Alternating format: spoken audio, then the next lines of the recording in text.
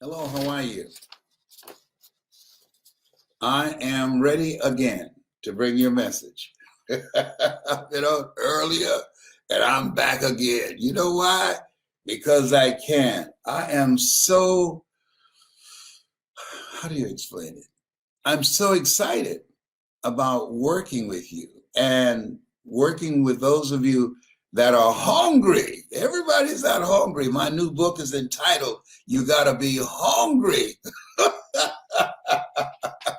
And so I've been thinking about some stuff, and I'm going to share something with you because I want this. What I was reading today and last night and yesterday, where corporations are reorganizing themselves and they are rethinking how they do business and they are relaunching themselves. Now, just think about this. If billion-dollar corporations are doing this, what should we be doing? Am I right? Come on now. So I'm going to share something with you. Here's one of the biggest challenges I have ever faced with myself. I'm an empath. I feel deeply. I feel deeply. I can't watch people suffer. That's just not me. So I had to talk to myself, I had a conversation with me. And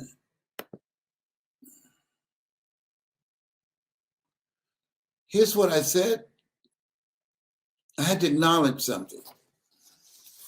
Coming out of this pandemic will be millionaires, will be billionaires, and will be witnesses. And I've earned millions of dollars several times. But that's not what I'm called to do again and again. I enjoy it because I'm doing something that I love, changing lives, speaking, using my story to make an impact, living a life that outlived me, building a corporation that incorporates my children, and leaving something for my grandchildren and my great-grandchildren and my great-great-great-grandchildren. But this, I decided, this, as Dwight Pleasure would say, this dropped in my spirit. I'm going to do, first of all, for those of you who don't know me, 7 is my lucky number. 7 is my lucky number. I was born February the 17th, 1945. You have a chronological age and you have a biological age. Being happy is the best makeup. People say, why do you look so young? Being happy is the best makeup. And so God has been good to me. I'm here because of his grace and mercy. God has been good to me. Do you hear me? He treats me like I'm his only child. But listening to some of y'all, when you call me or listening to some of your messages, I know he's got some other children out there somewhere. So I want to ask you a question. If major corporations, even those that have closed down, are doing an assessment now, they're looking at themselves and they're repositioning themselves. They're rethinking how they do business. They are restructuring how they can begin to arm themselves with better products and a marketing strategy that will allow them to get more customers or do market takeaways. This is what the big guys are doing. Well, guess what? This is the entrepreneur's era. The day of job security, that day is gone. So you are the CEO, whether you realize it or not, of your corporation. So I'm looking for some people who of consciousness. That's why Jesus said, he who has ear, let him hear. People that can hear me and people that are ready to rethink their lives. I'm just looking for people who've said, I've had it. I don't want to live my life like this anymore. I've had it with my life as it is. I've had it. I want something better. I looked in the mirror the other day and I said, I've had it. I'm tired of looking at my Chef T, and who's built like Hercules. I've had it just looking at him. Well, here's what I know. He wasn't born like that. He worked to get that body. So I decided I'm willing to do the work. See, there are two types of people, those who work and those who watch them. So I decided I'm going to do the work. So I can get a body like that. I'll do the work. Whatever is required to reinvent myself. Corporations and their entrepreneurs and their people who are looking, and they're not just thinking about the number of people who have died from the coronavirus. They're thinking about what is it I need to do differently and relaunch, reinvent, recalculate, and move forward. Look at what I have done and how I can do it better and take my stuff to the next level. Now this is not for everybody. Let me repeat, and I'll be saying that over and over again. This is not for the masses. The masses, they want to be entertained. The masses, they're watching Roy Jones and Mike Tyson. The masses, they are soaking in information and things that distract them from being stressed out. That's not who I'm talking to. I'm talking to those who have the consciousness to hear me. People who are ready to change their lives, who are ready to make some money moves. I'm talking about people who want to know what I'm doing. You want to know how to become successful? Listen to me. Listen to me. Don't listen to broke people, because you listen to broke people, you'll take on their lifestyle. No, listen to somebody who's doing what you want to do on the level that you want to do it. Don't pay attention to people who have not done what you want to do, because they knew how to do it, they will do it. So I'm telling you not only what I have done, what I am doing, and why I'm so happy. For you and for myself and for my children and for my grandchildren. When your children, you know when you're on the right track. When your children say, hey, Dad, you know what? I am so glad you decided to bet on you. I am so excited. I thought you were crazy for walking away from radio after you got fired. I said, what is he going to do now? And when you said that you're going to speak and you're going to use your story and you're going to develop the credibility and you're going to become a credible source for corporations and train people and teach them how to do something that you've never done. And that this is 1980, and even right now, let me tell you something, you can count on one hand the speakers that speak to AT&T, Procter & Gamble, McDonald's Corporation, General Electric, IBM, Xerox, that look like me. You can count on one hand. Do you hear me? I've been doing it for 51 years. And they said, you've touched people's lives around the world. We're proud of you. He said, we're proud of you. And so they read some statistics that I sent to them. Listen to me. The online virtual seminar business was at $20 billion. In less than 10 years, it's going to be over $70 billion dollars. Let me give you an example. You ever heard of Amazon? Amazon is not going anywhere. We've gone from brick and mortar to click and order. Listen to me.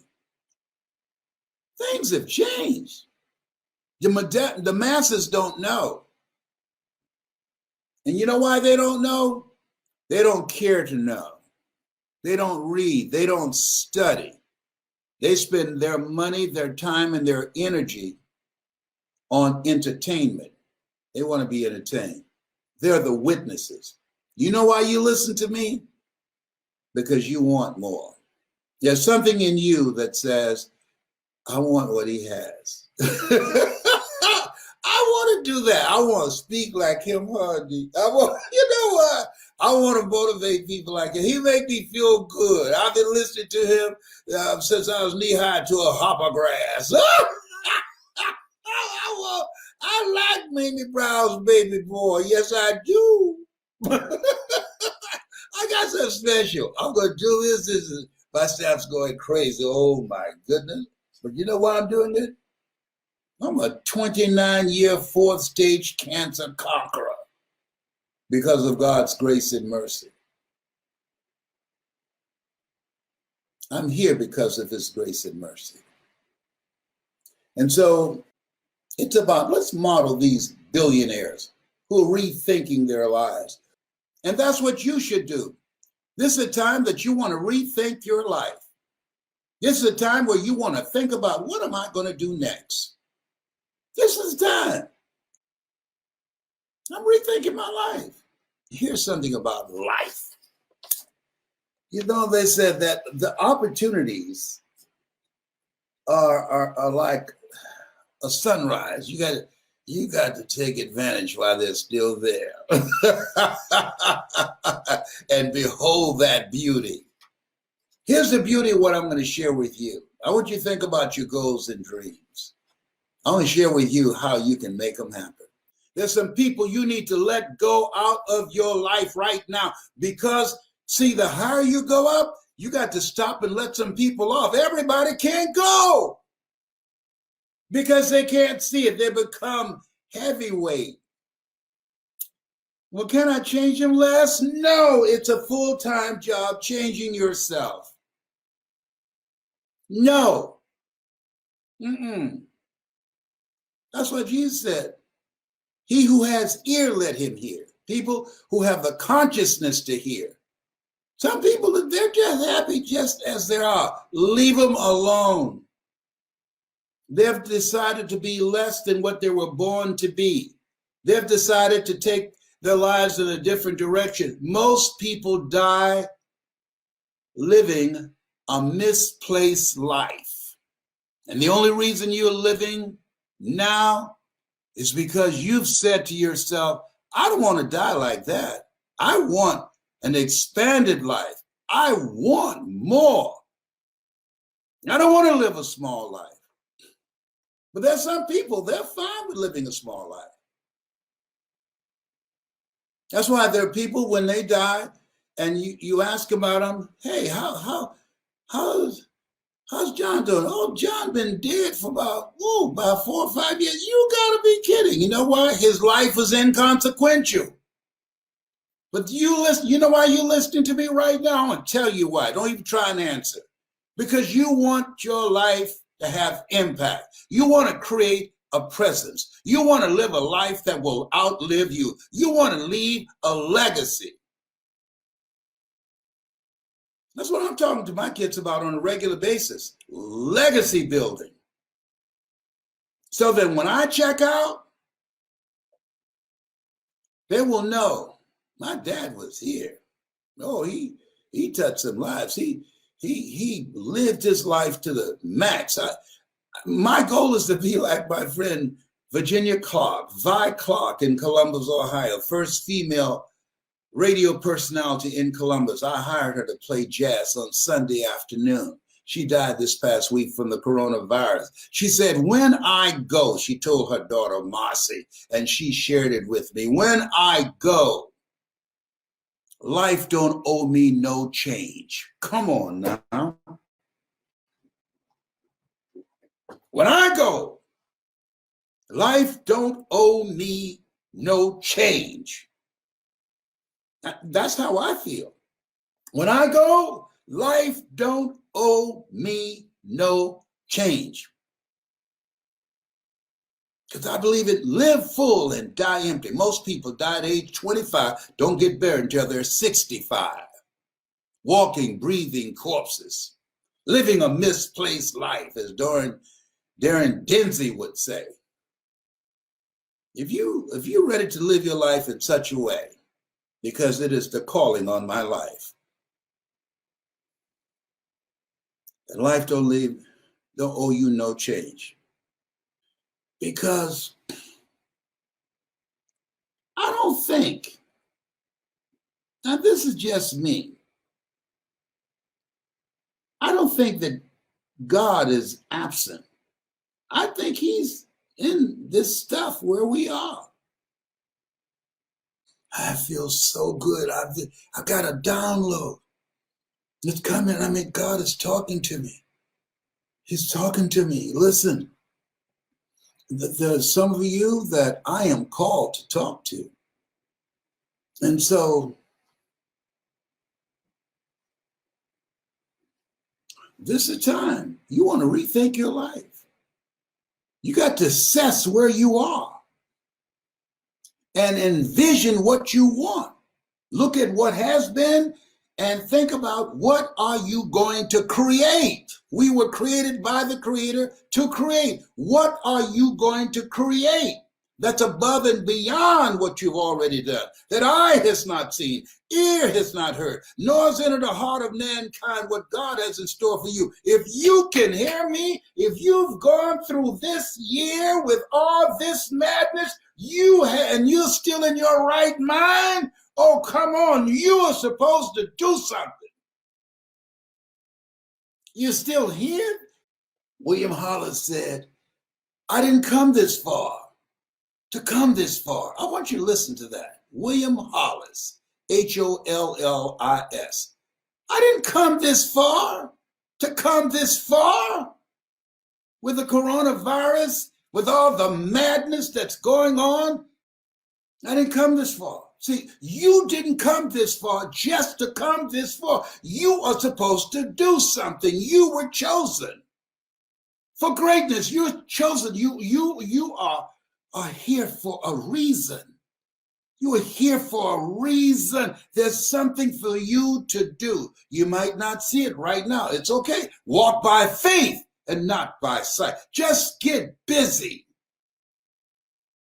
Commit thy works unto the Lord, and thy thoughts should be established. In all thy ways acknowledge him, and he shall direct thy path. Listen to that. He will direct you. I don't know what to do. Okay, we got that. He will direct you.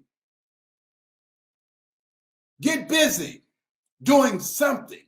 If you're going in the wrong direction, he will tell you, hey, turn around. What you doing here? What are you doing here, Elijah? What are you doing here? Notice I didn't say, what are you doing in there? Because I'm here with you. What are you doing here? You're in the wrong place. You're running from fear. The place where you are is not your rightful place. Your rightful place is where your thoughts can take you. Your place right now is where your thoughts have brought you. When you elevate the quality of your thoughts, you elevate the quality of your thinking. This is time to work on yourself. Most people don't have a clue about that. Self-awareness, self-development is more important now than ever before.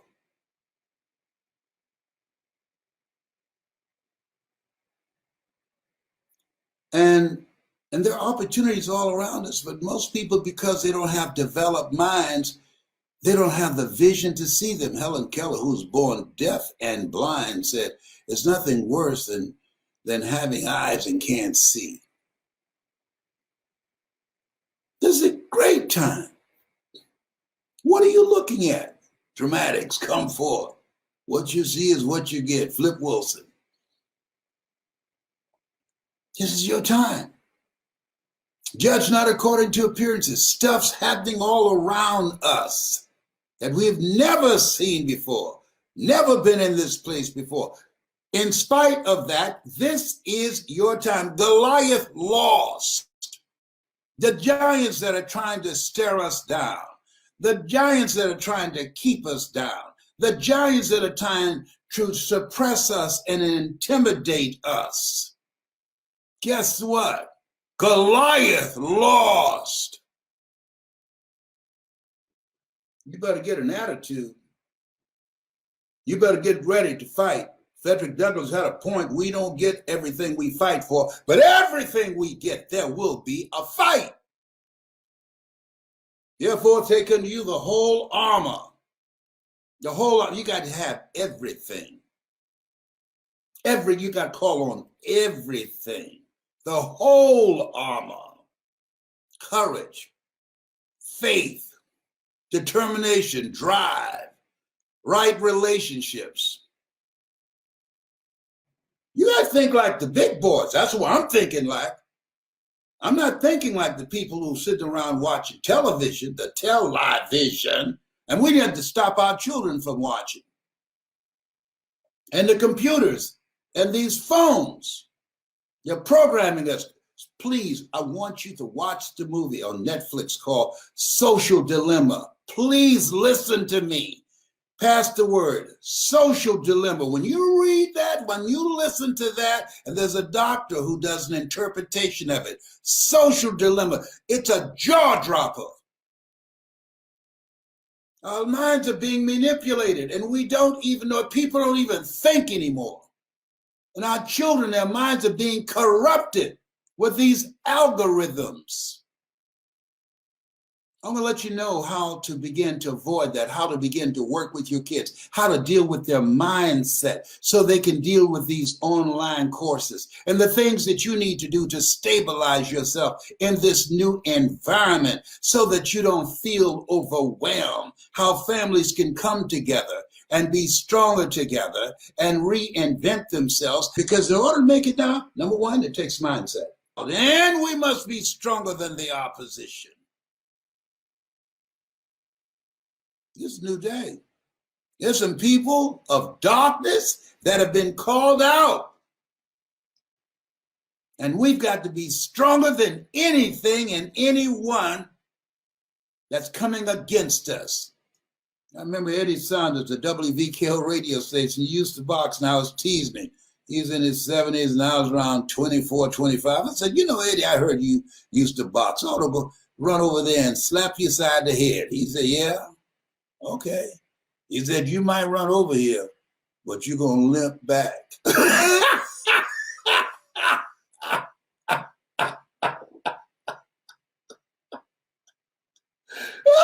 I said, okay, Eddie, okay.